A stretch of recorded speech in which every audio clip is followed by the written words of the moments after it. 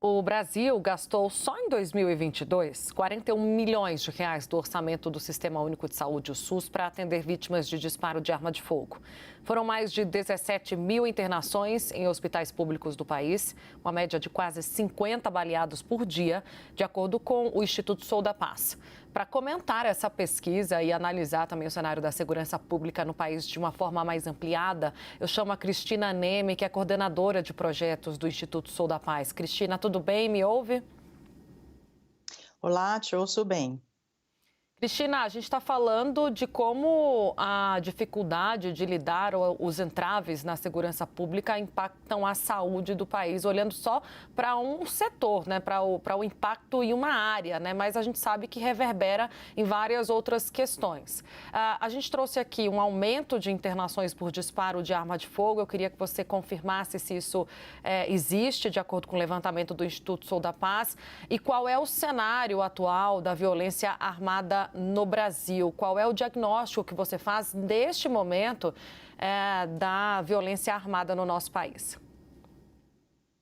Então, nós tivemos, em média, mais de 17 mil internações por ano para tratamento de lesões provocadas por arma de fogo.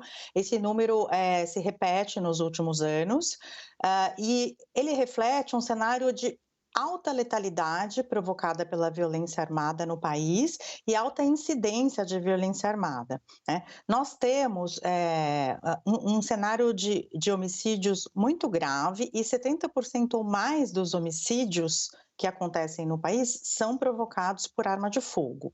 Então, sem dúvida, daqueles que sobrevivem a esses atentados, né, o sistema público é o que mais recebe a carga para fazer o tratamento hospitalar dessas vítimas, que exigem um tratamento de alta complexidade, né, como se chama na saúde.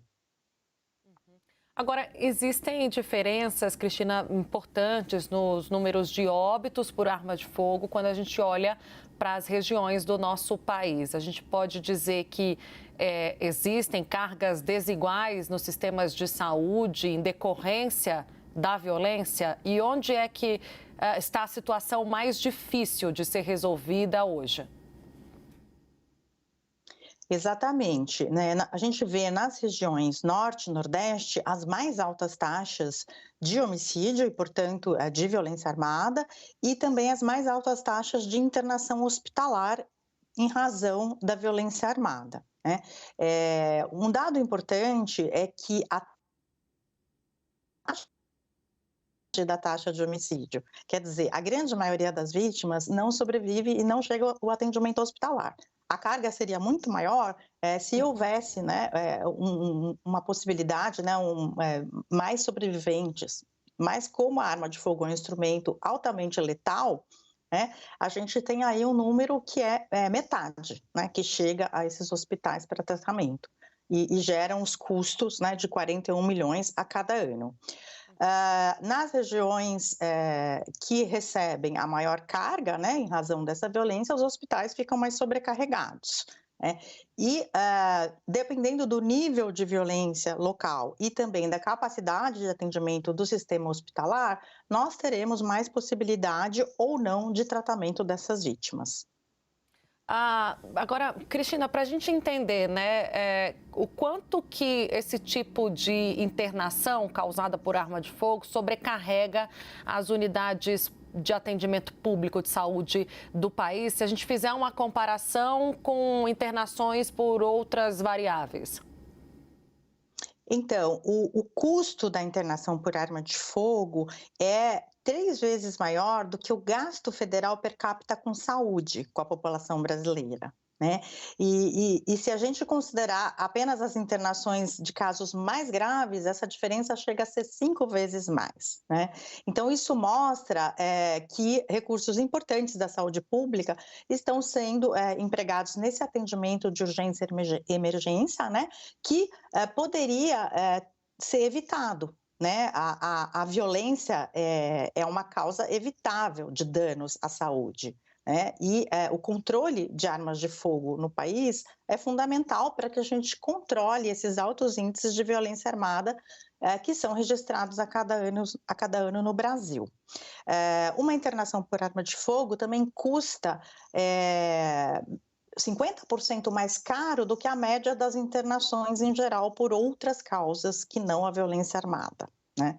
Então, isso mostra aí a gravidade, né, e a alta complexidade de tratamento desses casos.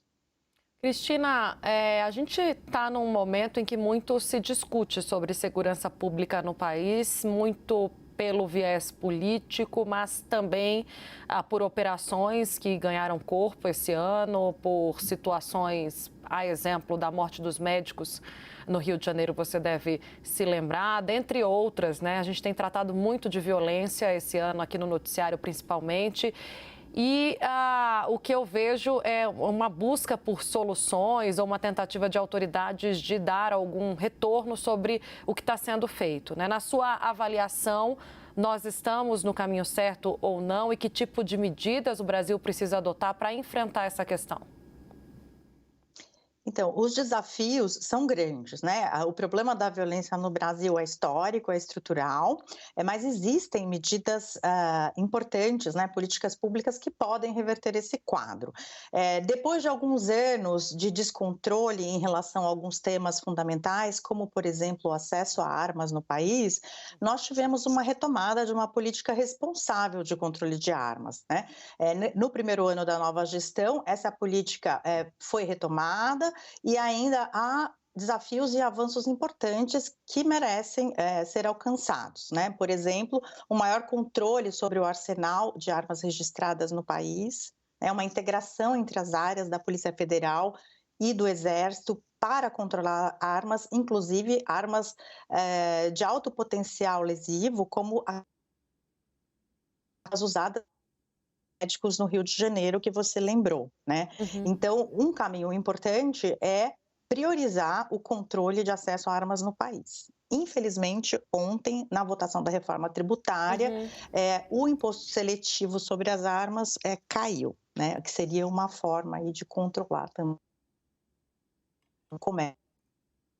Cristina, eu preciso também lhe perguntar, eu falei do viés político, né? Porque muito se falou quando ganha corpo essas críticas, né, ao andamento das políticas de segurança pública no país e recaem especialmente, né, na figura do ministro da Justiça, Flávio Dino, começa a surgir novamente aquela discussão sobre a criação de um ministério destinado a tratar da segurança pública, porque dentro do Ministério da Justiça, na visão de muita gente, inclusive até de alas do governo, o próprio PT defende a separação para que haja uma coordenação mais segura, né, desse assunto, mais aprofundada. Você concorda, discorda, acha que é um caminho ou do jeito que está pode funcionar se outras medidas forem adotadas?